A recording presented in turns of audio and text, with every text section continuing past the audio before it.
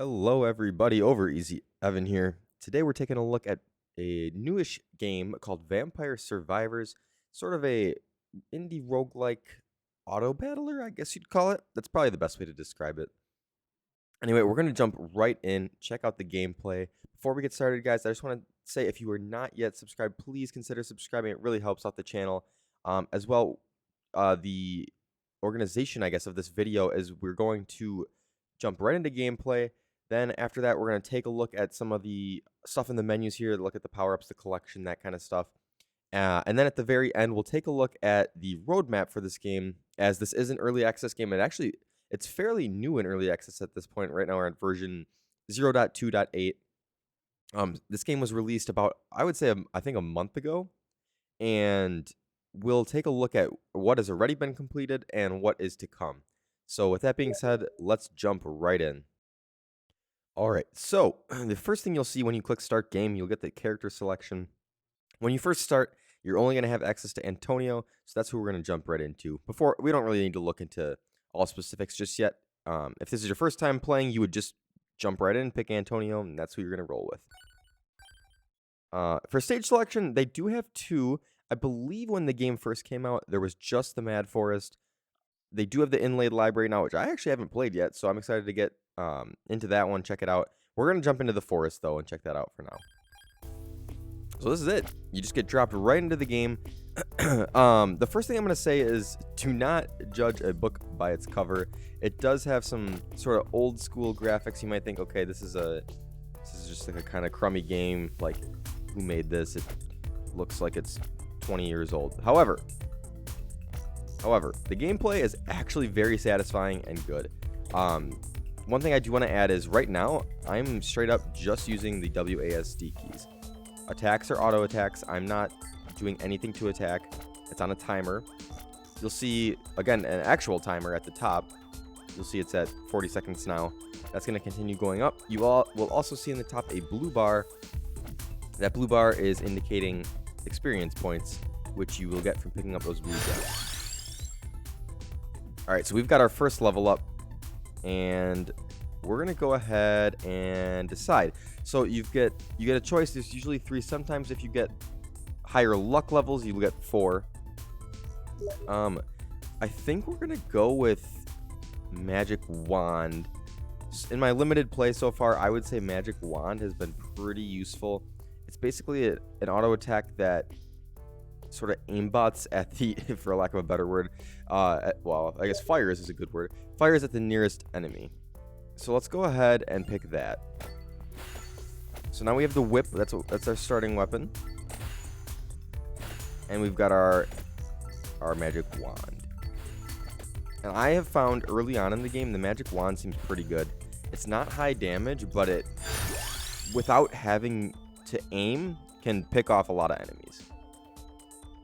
So one thing you have to do in this game is sort of balance between, do I want good wave clearing damage it's low damage, but it's going to pick off a lot of enemies, or do you want to balance that with high damage, like this axe, high damage, high area scaling?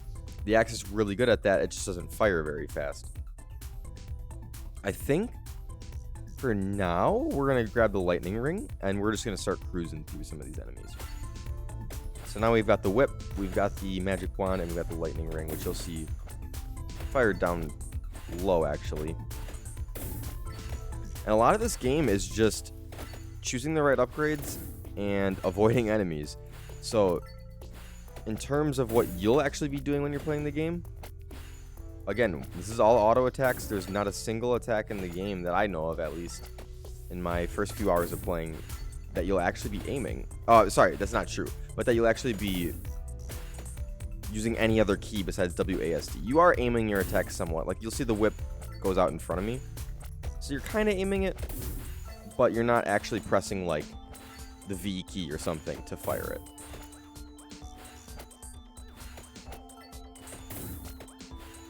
So we're continuing on. We're trying to level up, and there we go. We've leveled up again. So we get 3 more choices. You've got the axe, the Pumarola, I guess that would be called, where you can recover health, or wings to move faster. I think that wings is a pretty useful tool. However, I think trying to scale your damage as fast as possible usually is a good idea. You'll see we have a pick up there. It looks like a chicken on the ground. Well, it is a chicken. And what it's going to do is it's going to recover our health. We don't want that. We're at full health right now. So now at level 4, we start to get some of these bat swarms. Oh boy, we're taking damage. We're taking a little damage. It's no problem though. So now might be a time to go get that chicken. Those bat swarms, they can be a little bit scary at first. Once you start to get used to the game, they're actually kind of nice. The thing that they'll do is they'll give you a lot of XP drops. So if you think about it that way, it's pretty good. So now we have the opportunity to pick up another whip, which is a whip upgrade, the Hollow Heart to augment our max health, or the Rune Tracer, which is going to pass through enemies and bounce around. It's pretty good, but I think the whip upgrade is nice to have. You'll see the whip now is going in both directions. Kind of allowing us to not have to aim as much.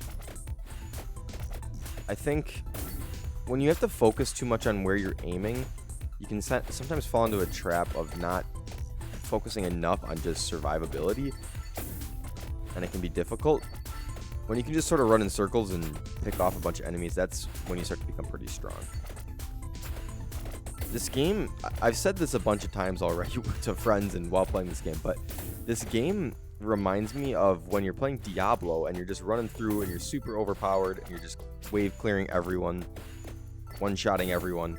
It gives me those kind of vibes, and that's definitely a compliment. All right, we've got another upgrade. We've got the magic wand, the whip, and armor. I think we'll continue on with the whip. If we can upgrade the whip to a good level, it'll probably put us in good shape. We've got spinach in the magic wand and hollow heart now. I think we'll go magic wand to get a couple more projectiles for that. I don't know if I'm going to play through a full playthrough. Granted, it's really not that long at where I'm at in the game.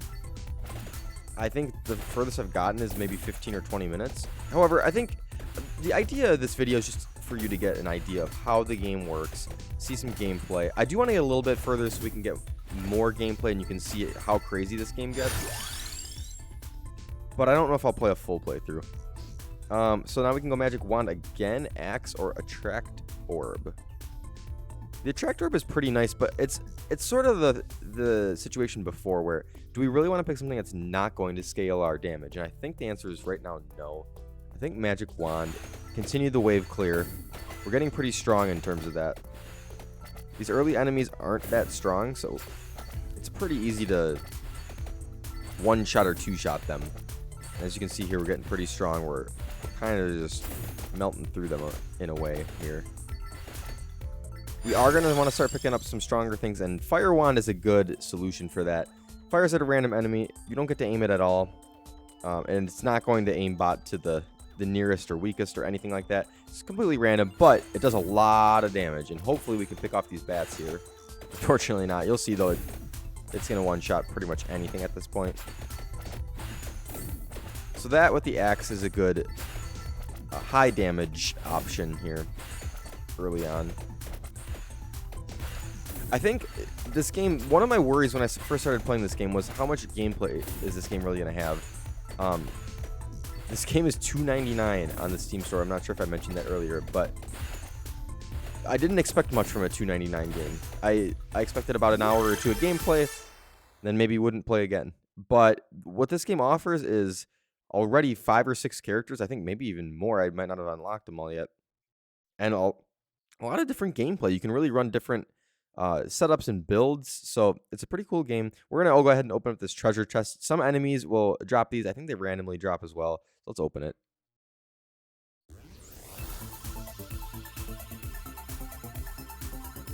You'll get some gold and you get a random item. So we've got a whip upgrade, which is actually great. We love to see that.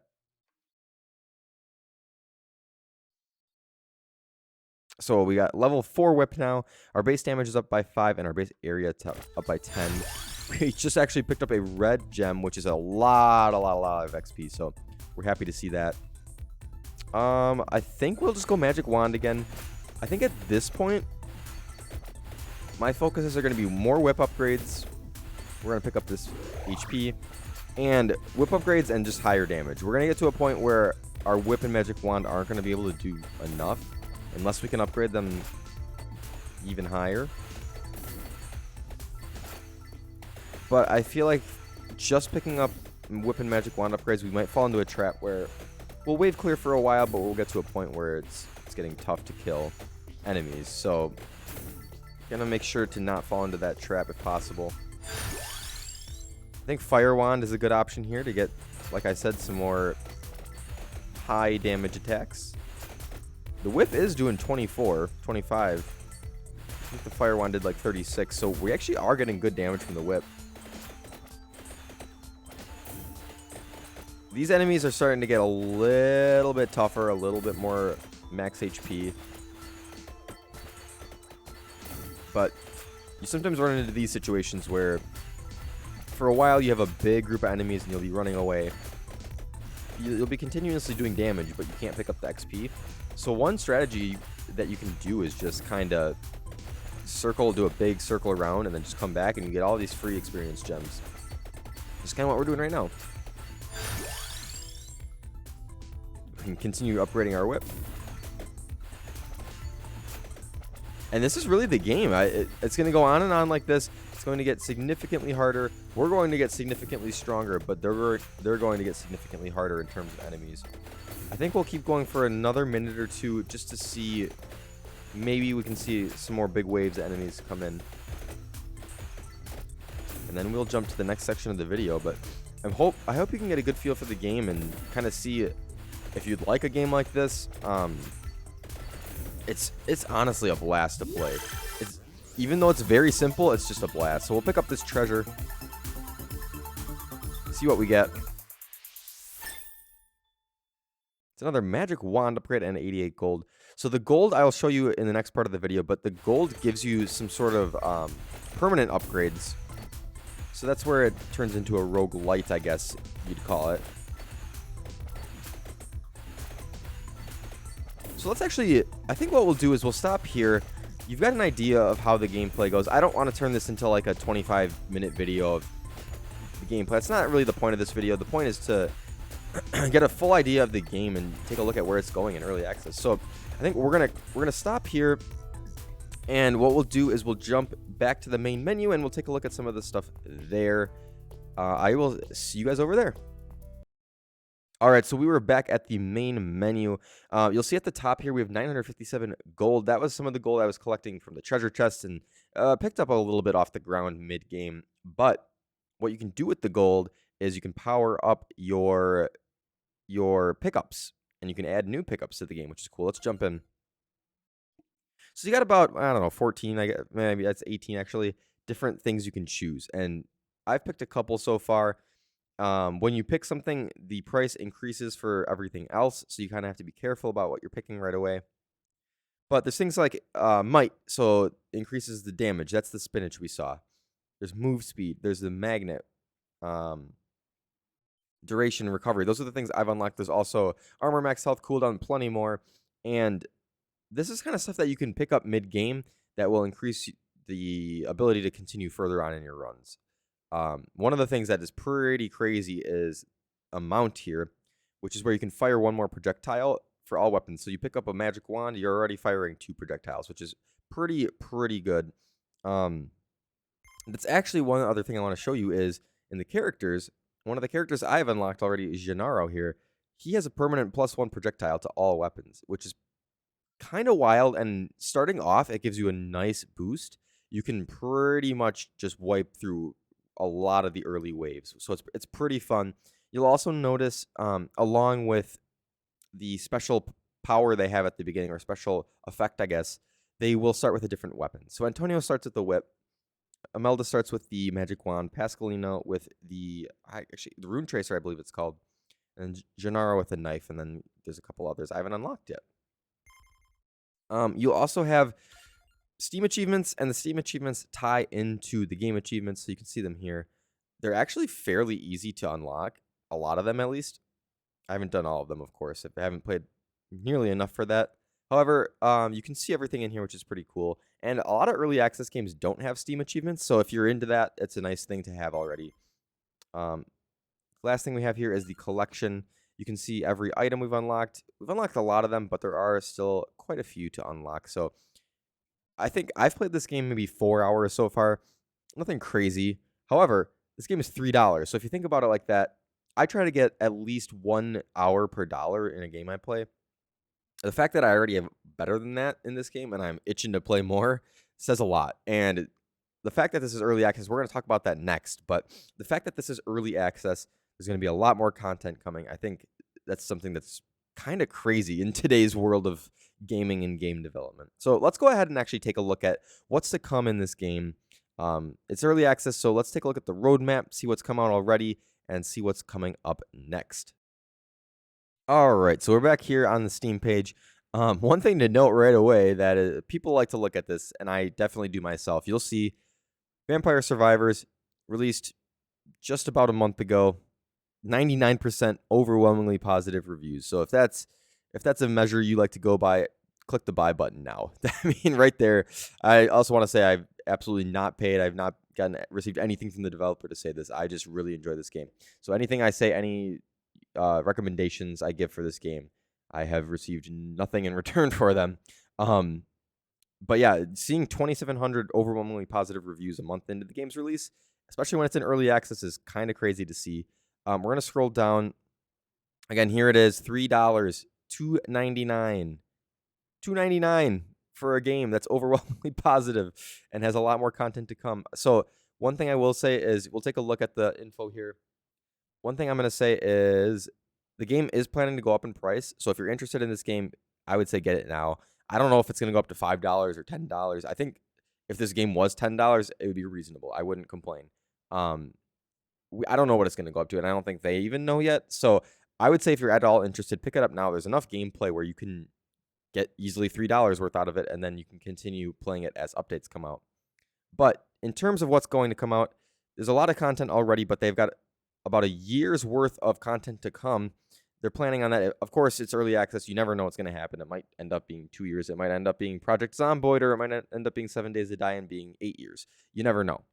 But right now, it's it's got 7 characters, 22 weapons, 12 power-ups. They got a lot more coming. That's almost just over half. They said here there's a single stage. Well, we saw there was 2. So this is 1 month into the early access. They've already got multiple stages, which is great. They're planning on more, and they're also planning on, it says here, a story mode, which is always cool to see. You can play with mouse, keyboard. I actually haven't played with controller. I feel like playing with controller might be a nice way to play. But it's such an easy control system. You're literally just moving your character. That WSAD it's just fine. It works well. You can also use touchscreen, which I think if you were interested in playing this game on Steam Link, on like a phone or iPad or other sort of tablet, I think it would work well. The one thing that, and I use Steam Link actually fairly often, I think the one thing you might run into is if you don't have a perfect internet connection, or you're away from your computer and you want to play, you might see some lag spikes, and it might ruin your game. In a game like this, if you hit a lag spike, you might just die if you get caught in a horde. So I don't know how well that would work. If you have good internet, I think it could work well. And touchscreen seems like it would work pretty well. But having the option to use your mouse or your keyboard or your controller or touchscreen is really nice. Just having, the accessibility options of being able to do all those is really nice. We mentioned Steam achievements. Of course, having those is great. It says here 2 to 3 hours of content. I think that's underselling it. Maybe when it was first released, I've got 4 or 5 already. So, last thing, again, we'll restate. If you want this game, guys, it's gonna go up in price. I would say get it now. If you seem to like it at all, you really have nothing to lose at the price point of $2.99. I mean, come on. What are you waiting for? Guys, that's going to be it for this video. Thank you so much for watching. Let me know if you like the video, and if you do pick up Vampire Survivors, let me know how you like it. Guys, that's it for now. I will see you in the next one. Thank you so much for watching.